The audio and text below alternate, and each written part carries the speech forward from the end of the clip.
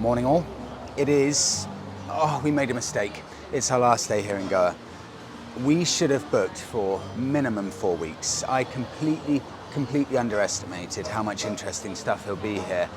Food, as I've always said, it's such good value, so delicious. There's no point buying any food for home at all. We haven't even bought a banana to eat at home. That kitchen back in our apartment has remained completely untouched. So today, after finishing breakfast, we're going to go to a local beach. There are a few little areas around here where we are that we haven't explored yet. So this is one of the beaches that we haven't yet been to. So we'll take you with us. The Mahindra Thar's gone back. That went back yesterday morning. It will be massively missed by me, but when we were coming back from the south of Goa, I was in a world of my own. Just beautiful scenery. My dream car, the Mahindra, cruising over a lovely bridge over a river.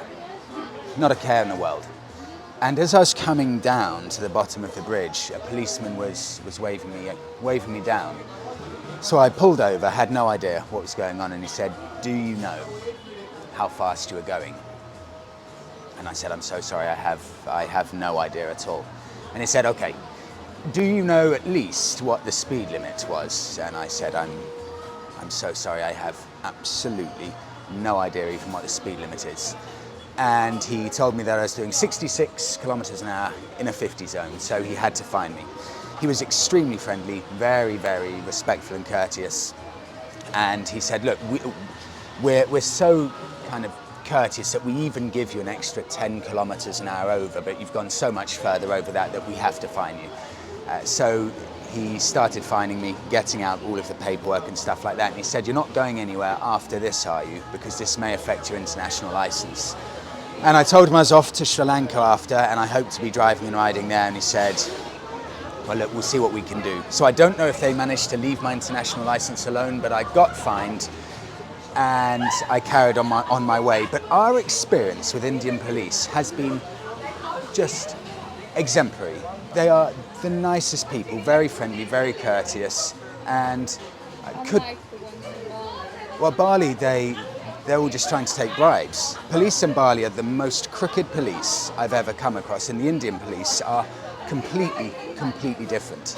For someone that never speeds, well, at least I think so anyway, I like to go around at 30 miles an hour everywhere, and I've now been caught speeding 3 times in about 1 year. Once, this is really lucky for me, once in England where they let me off with a driver course, so I didn't have to get points on my license. Once in Spain, so no points on my license, and now once in India. So somehow I have just got away with getting points on my license, but I'll have to rein in my speeding. We'll finish up breakfast. Let's hit the road. One final ride on the Royal Enfield.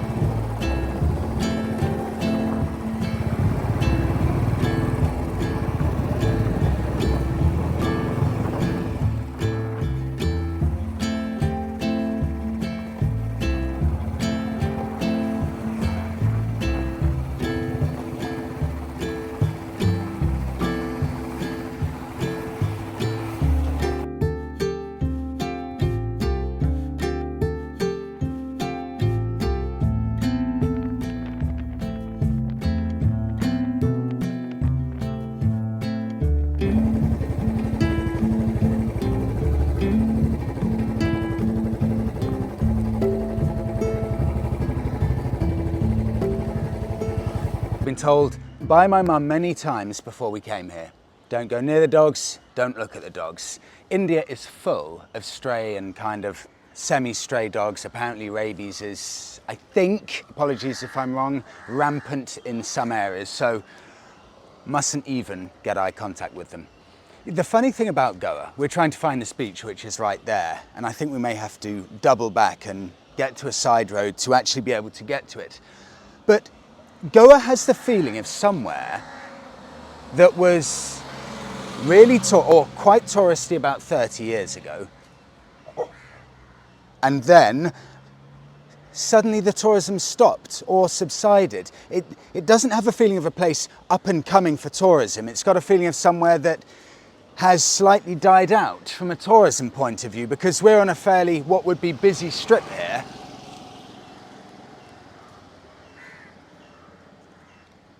I mean, it's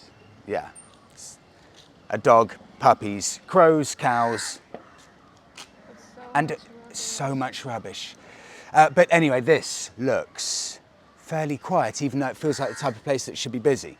You know, the sad thing about it is, yes, there's a lot of rubbish, and you do see every day people just chucking rubbish on the floor. It's a real shame. It's a real shame, but it's still a beautiful place. Okay, I think we may have to do some off-roading to get to this beach, Monika, so hold on tight, because I think I found a path to get to this beach, hopefully.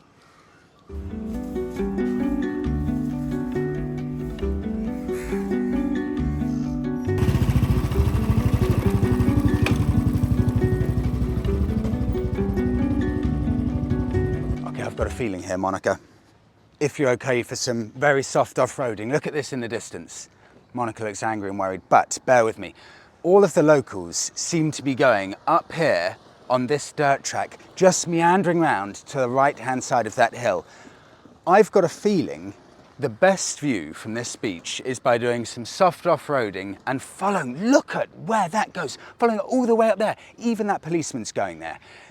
I'll give you a little hint as to what the view may be like, because we've just seen it through a gap here. Turquoise water, palm trees, big drop down to the sea there. And I think if we go on that dirt track, just following away, maybe 5 minutes around the side of it, we're going to have an unbelievable view of this palm tree laced bay.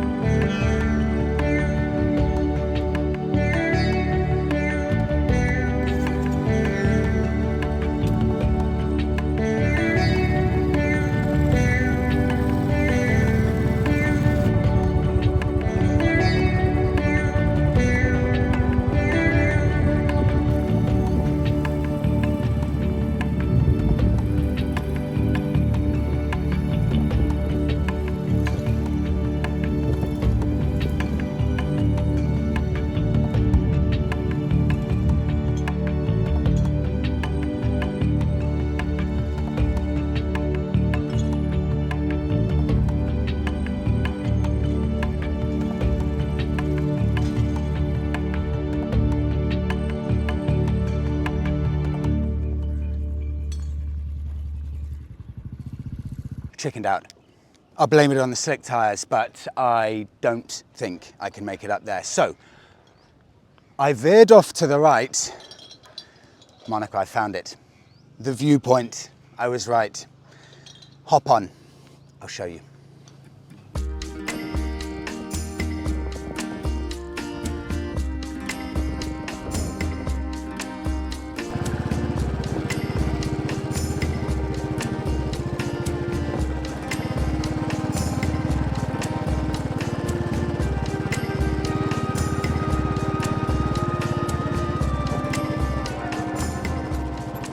Oh, it's spectacular.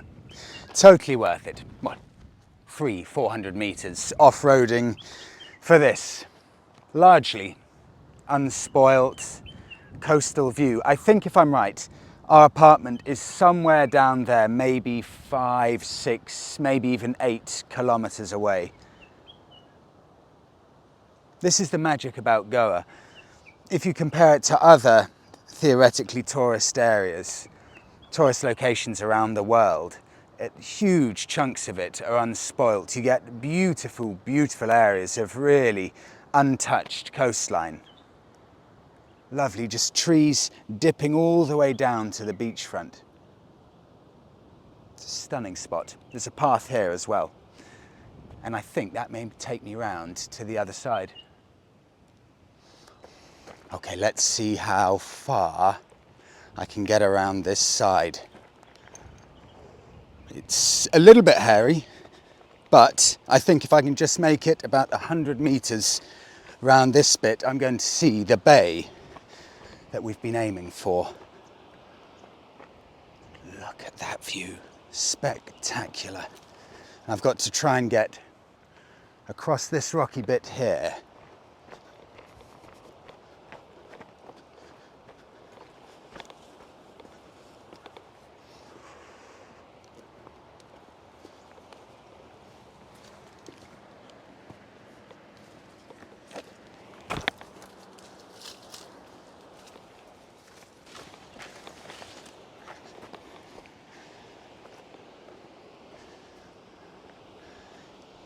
In fact, I've just seen the path goes all the way down to the bottom and all the way back up here.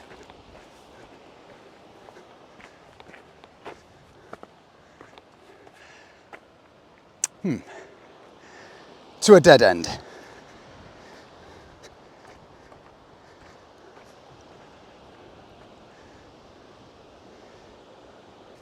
Okay. That didn't work. Now I'll try and find my way back and we'll go to the beach the normal way.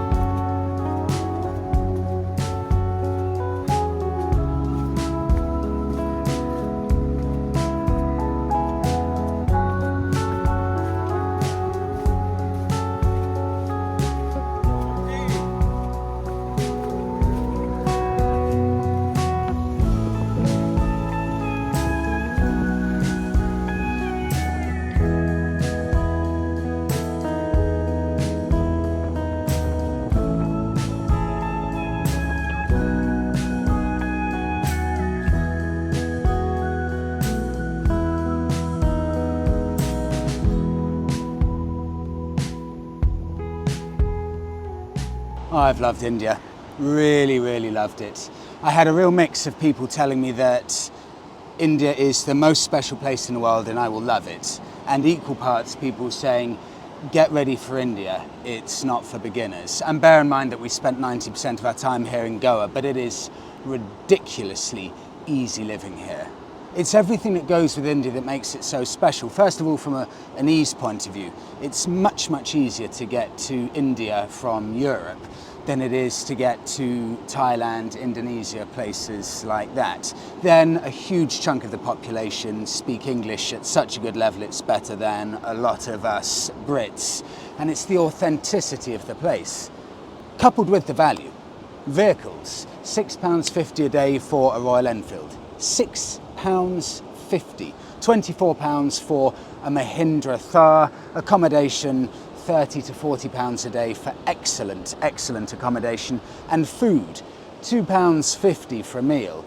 But the value is secondary. the most important thing is the quality. It's some of the most diverse, exquisite food I've ever had anywhere in my life. The vehicles are some of the coolest vehicles I've ever rented out, yet everything is fantastic value. And the scenery's stunning, and the history's fascinating. It's gone up from me not knowing what to think about India to one of my favourite countries and one of my favourite, most memorable trips that I've ever had. I already know that I will be back in the not too distant future. I'll put everything that we've done and all the places that we've stayed in the written description below, so you can find out where to rent the car that we rented and the accommodation we stayed at, because all of it, I can't recommend it highly enough. I'll add on an extra point here about driving in India, specifically Goa. And bear in mind it is specifically Goa I'm talking about, but there's nothing really difficult about it. So long as you accept that no one follows any driving rules here. There are no rules followed. People indicate when they go straight, people don't indicate when they turn left and right, people go the wrong way around roundabouts, people are on completely the wrong side of the road when they're turning left and right onto a junction. Except that no one follows any rules and you have to just make progress all the time. That's all you have to do, just make progress and look around like no one has seen you. And it's surprisingly easy. We haven't had one near crash in the time we've been here, and I would definitely recommend to anyone, just rent out a vehicle. It's really not that difficult at all, especially if you come from a city like London or somewhere. It's perfectly fine. Right, one final swim. Thank you so much, everyone, for coming along with us on what has been, for me at least, a magical Indian adventure. I really hope all of you have enjoyed it. Thank you so much, everyone. Have a brilliant week all, and I will see you all from the next one in Sri Lanka.